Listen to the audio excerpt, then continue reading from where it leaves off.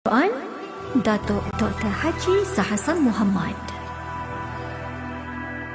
Assalamualaikum warahmatullahi wabarakatuh. Alhamdulillah wassalatu wassalamu ala Rasulillah. Innal hamdalillah nahmaduhu wa nasta'inuhu wa nastahdihi wa nastaghfiruh wa natubu ilayhi wa natawakkalu alayhi wa na'udzu billahi min shururi anfusina wa sayyiati a'malina. May yahdihillahu fala mudilla lahu wa may yudlil fala hadiya lahu. Allahumma salli wa sallim wa barik ala Muhammad wa ala ali Muhammad kama sallaita wa sallamta wa barakta ala Ibrahim wa ala ali Ibrahim fil alamin innaka Hamidum Majid.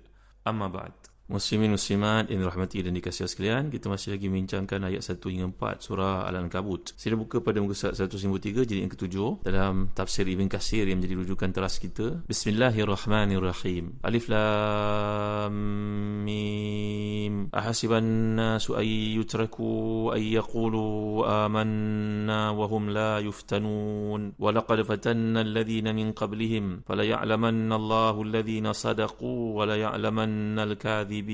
أم حسب الذين يعملون السيئات أن يسبقونا ساء ما يحكمون. صدق الله العظيم. Alif Lam Mim. Apakah manusia itu menyangka bahawa mereka dibiarkan saja mengatakan kami telah beriman sedang mereka tidak diuji lagi? Dan sungguhnya kami telah menguji orang-orang sebelum mereka, maka sungguhnya Allah mengetahui orang yang benar dan sungguhnya Dia mengetahui orang-orang yang dusta. Ataukah orang-orang yang mengerjakan kejahatan itu menyangka bahawa mereka akan luput dari azab kami? Amatlah buruk apa yang mereka tetapkan itu. Jadi maknanya di sini Allah mesti akan menguji hamba-hambanya yang beriman. Sesuailah dengan hadis yang sahih bahawa Nabi SAW menyatakan asyadun nasi bala'an al-anbiya thumma salihun thumma al-amthal fal-amthal yubtala ar-rajulu ala hasabi dinih fa in kana fi dinihi salabatun zida lahu fil bala'. Manusia yang paling berat ujiannya adalah para Nabi, kemudian orang-orang salih, kemudian yang seperti itu dan seterusnya. Jadi seseorang itu akan diuji sesuai dengan agamanya. Kalau agamanya kuat, maka makin banyaklah ujiannya. Ini boleh tuan-tuan lihat hadis ini dalam tafsir Ibn Katsir jilid yang ke-7 muka surat 194. Jadi menunjukkan kepada kita tentang fenomena mengalami ujian dalam kehidupan. Ayat ni kata Imam Al-Baghawi dan tafsirnya merujuk kepada peristiwa pada zaman sahabat, iaitu kalangan mereka yang telah meluk Islam tapi tidak berhijrah. Lalu diingatkan untuk perintah hijrah itu dalam perjalanan mereka berhijrah, maka mereka telah diserang. Sebahagiannya mati syahid lah tu, dan sebahagian daripada mereka selamat. Jadi inilah dia di antara sahabat-sahabat yang disebut namanya, antara yang dinyatakan dalam tafsir Baghawi itu contohnya Salamah bin Hisham, Ayyash bin Abi Rabi'ah. Ini Ayyash bin Abi Rabi'ah ni merupakan saudara susu kepada Sayyidina Umar Khattab radhiyallahu an, iaitu ketika beliau berhijrah bersama dengan Sayyidina Umar, maka dia telah ditahan oleh Abu Jahal, ditahan oleh beberapa orang, dan sebahagian daripada mereka ni merupakan adik-beradik seibu dengan Ayyash bin Abi Rabi'ah ini. Maka Sayyidina Umar Khattab radhiyallahu anhu memujuk Ayyash dan mengatakan bahawa mereka memujuk kamu untuk tinggal di Mekah, bahawa ibu kamu dan mereka berdua ni yang ikut kamu sakit kononnya. Ini pembohongan, jangan kamu percaya. Mereka ingin melakukan kejahatan padamu. Tapi Ayyash bin Abi Rabi'ah ni percaya kepada adik-beradiknya yang kafir pada masa itu dan membelakangkan pandangan Sayyidina Umar Khattab radhiyallahu anhu. Namun demikian Sayyidina Umar yang gagah ini mengatakan kepada Ayyash, tak apalah kalau kamu nak balik juga, naik unta aku, tukar unta dengan aku. Unta aku ni lebih kuat daripada mana-mana unta. Kalau mereka kejar kamu lari saja. Unta ini memang kuat berlari, tak ada siapa dapat menandinginya. Maka Ayyash pun ikut apa yang dicadangkan Sayyidina Umar itu, ambillah unta Sayyidina Umar. Tapi bila dalam perjalanan ditipu sekali lagi oleh saudara seibunya itu yang mengatakan bahawa untanya tak boleh bergerak, ditumpang di atas unta Ayyash, dan akhirnya mereka berjaya menangkap Ayyash dan memukulnya dan membawa pulang kepada ibu mereka yang juga kafir pada masa itu, mengatakan selagi dia tidak murtad, kita tidak akan lepaskan dia. Maka ini kisah yang merujuk kepada fitnah dalam agama. Itu sebab dalam kuliah yang lalu saya terangkan bahawa perkataan yuftanun ini merujuk kepada dua. Apakah ia terhad pada peristiwa yang berlaku kepada umat Islam seperti sahabat-sahabat ini macam Salamah bin Hisham, Ayyash bin Abi Rabi'ah, Walid bin Walid, Ammar bin Yasir dan sebagainya yang telah pun diuji dalam bab beragama, ataupun ia merujuk kepada kehidupan umat Islam keseluruhan dalam apa sahaja ujian mereka lalui. Maka kalau merujuk pada peristiwa berlaku terhadap kaum muslimin, tindakan zalim oleh musyrikin, itu pilihan Al-Imam Ibn Ashur dan tafsirnya dalam kuliah yang lalu, pendapat yang kedua tentang maksud yuftanun itu. Jadi kata Ibn Ashur lagi, kita dapat memahami tekanan yang berlaku itu, kezaliman berlaku kaum musyrikin, bahawa yuftanun itu merujuk pada penganiayaan kaum musyrikin terhadap kaum muslimin sehingga kalangan mereka yang terbunuh dan kemudian dibawa balik ke Mekah, seperti kisah Ayyash bin Abi Rabi'ah ini. Maka kalau kita lihat, kata Ibn Ashur, ini ditekankan lagi dengan perkataan fatanna selepas itu. Lihat ya, dalam ayat yang walaqad fatanna alladhina min qablihim fala ya'lamanna Allahu alladhina sadaqu wa la ya'lamanna al-kadhibin. Maka kata Ibn Ashur yang sering membawa pandangan di luar kotak seperti yang telah kita lihat sebelum-sebelum ini, bahawa kata fatanna ni walau menunjuk kepada Allah SWT, maksudnya adalah orang-orang kafir itu. Jadi keterlibatan Allah ni menurutnya hanya pada penciptaan sunnatullah dan sebab-sebab yang digunakan oleh kaum kafir untuk penyiksaan tersebut. Perlu diingat bahawa apa yang dikemukakan oleh Ibn Ashur ni adalah satu bentuk pengalihan makna. Sedangkan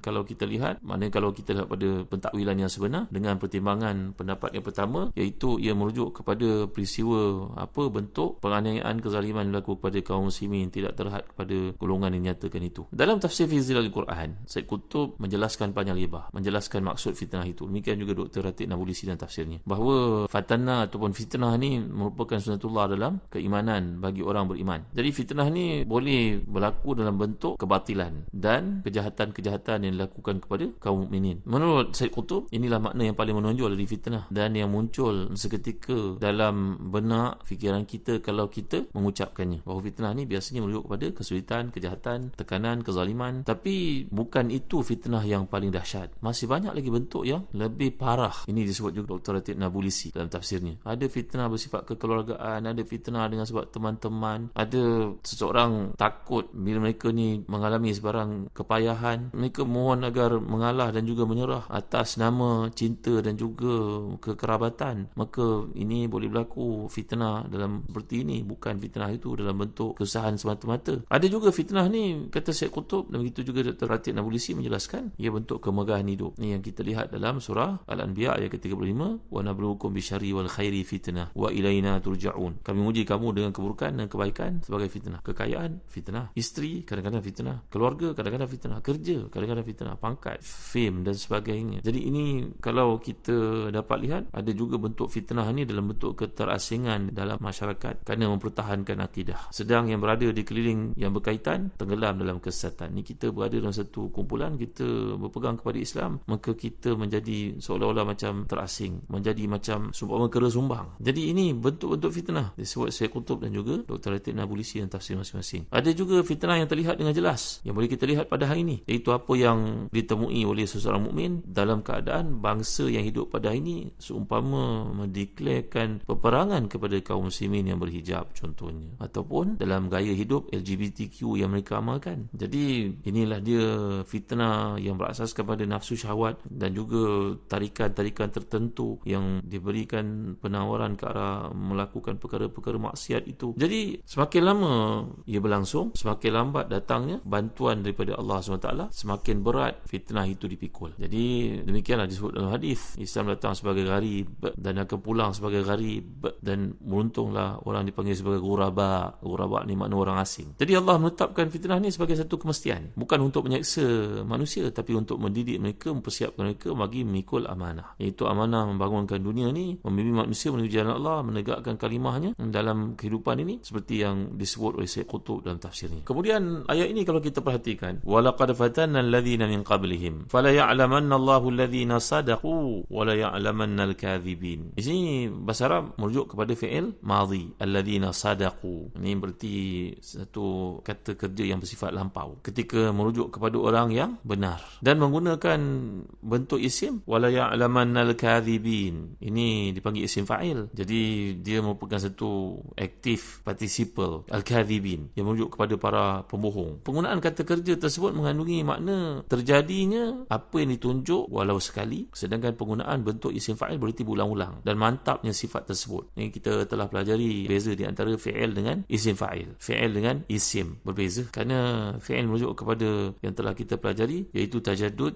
tetapi isim ataupun isim fa'il merujuk kepada thubut. Jadi penggabungan dua bentuk ini, satu alladzina sadaqu, kemudian al-kadhibin, ini penggabungan dua bentuk dalam ayat ini menunjukkan bahawa ada yang ini dipanggil dalam bahasa Arab dipanggil sebagai ihtibak, iaitu tak menyebut satu kalimat kerana telah diisyaratkan oleh kalimat sebelum atau sesudahnya. Jadi dalam ayat ini tidak disebut, yang tak disebut adalah as-sadiqin, iaitu orang yang benar, kerana telah disebut sesudahnya perkataan al-kadhibin. Fahami betul? Fala ya'lamanna Allahu alladhina sadaqu an sidqihim wa la ya'lamanna al-kadhibin. Jadi telah pun disembunyikan satu perkataan di situ, tidak disebut, dipanggil ihtibak kerana memadai penyebutan al-kadhibin, maka lawan daripada al-kadhibin adalah sadiqin. Ini namanya ihtibak dalam bahasa Arab, dalam satu bab balaghah. Dari sudut yang lain, tidak juga disebut perkataan alladzina kadzabu. Kenapa disebut wala ya'lamanna al-kadhibin, tak disebut alladzina kadzabu? Kerana telah disebut alladzina sadaqu sebelumnya. Ini namanya ihtibak. Dan kemudian fala ya'lamanna Allahu alladzina sadaqu, fala ya'lamanna Allahu, ini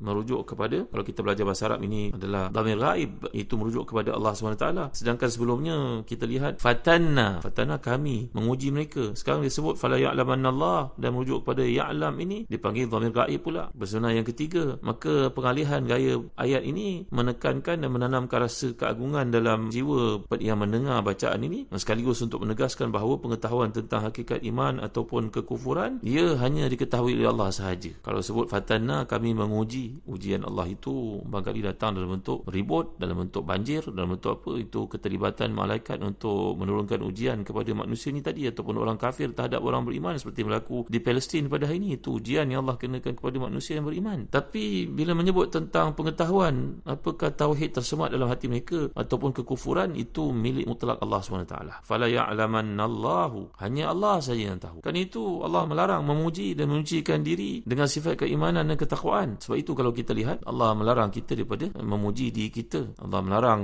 untuk seorang itu mengatakan dirinya untuk tazkiyah, yang layak dipuji hanya Allah SWT sahaja. Demikian juga Nabi melarang mengkafirkan orang lain. Kerana Nabi bersabda dalam satu hadis sahih riwayat Bukhari dan juga Muslim, siapa yang mengatakan orang itu kafir, maka kekafiran itu akan kena pada salah seorang daripada keduanya. Kalau diucapkan pada orang itu kekafiran dalam keadaan benar dia kafir, maka kenalah pada dia. Tapi kalau diucapkan kafir, menuduh seorang itu kafir sedangkan orang itu tidak demikian, kekafiran itu akan kena pada dirinya sendiri. Jadi maksudnya dalam penggunaan ayat ini, bila Allah menyatakan fala ya'lamanna Allahu alladzina sadaqu, maka Allah saja mengetahui keimanan ataupun kekafiran tanpa dikongsi pengetahuan itu kepada sesiapa pun di kalangan hamba-hambanya. Jadi pengetahuan Allah yang dimaksudkan ini, di samping makna yang boleh kita faham yang telah kita kemukakan berkali-kali sebenarnya tentang ihatatuhu bi kulli syai', Allah mengetahui segala-galanya, berbeza daripada pengetahuan manusia yang bersifat bila dikaji atau diberitahu atau dimelalui, sedangkan pengetahuan Allah itu meliputi segala-galanya sebelum ia berlaku, bagaimana ia berlaku dalam keadaan yang tidak terfikir oleh manusia. Saya telah menjelaskan kepada tuan-tuan bahawa ayat ini turun berkenaan sebahagian kaum ini di Mekah, yang mana orang kafir Mekah telah menyeksa mereka, menyakiti mereka dengan berbagai bentuk kezaliman, penganiayaan, macam kisah Ammar bin Yasir dengan ibunya Sumayyah, ayahnya Yasir, kemudian Ayyash bin Abi Rabi'ah, saudara kepada Sayyidina Umar itu, kemudian Walid bin Walid dan Salamah bin Hisham, seperti disebut dalam tafsir Baghawi. Nampak bahawa menghadapi gangguan masih tetap ada pada umat Nabi Muhammad SAW selagi mereka mengikuti kebenaran dan akidah yang benar ini. Dalam konteks masa, mereka akan berdepan dengan aliran etis, kufur, secularism dan berbagai-bagai bentuk fahaman sesat, sama ada di kalangan umat Islam sendiri ataupun kaum munafiqun ataupun golongan yang menentang mereka. Jadi kekuatan jahat ini takkan dapat memadamkan suara umat Islam, macam kita pelajari menerusi surah As-Saff yang lalu, yuriduna liyutfi'u nurallahi bi afwahihim, mereka nak memadam cahaya Allah SWT. Jadi mereka nak menghancurkan apa yang dibawa oleh Islam dan menghilangkan keimanan kepada Allah. Itu satu benda yang mustahil, tidak akan berlaku, kerana usaha mereka itu umpama wallahu mutimmu nurihi, Allah tetap akan menyempurnakan cahayanya. Kata Ibn Atiyah dalam tafsirnya Al-Muharrar Al-Wajiz bahawa ayat ini walaupun turun kerana sebab itu ataupun semakna dengannya, tetapi dalam polisi yang kita pelajari, al-ibratu bi umumi lafzi la bi khususi sabab, ia akan tetap berlaku kepada umat Muhammad sallallahu alaihi wasallam selagi hukumnya masih ada. Sebab fitnah dan ujian Allah ni terus berlaku kepada kaum mukminin di mana sahaja. Ujian, gangguan bukan perkara baru bagi kaum muslimin. Itu sunnatullah. Sebab kita dapat lihat Allah menjelaskan dia sebagai satu hiburan kepada orang beriman. Walaqad fatanna alladhina min qablihim fala ya'lamanna Allahu alladhina sadaqu wa la ya'lamanna al-kadhibin. Jadi tujuan daripada ujian ini adalah supaya Allah SWT membuktikan secara ilmu zuhur dan juga ilmu inkishaf, bahawa ilmu yang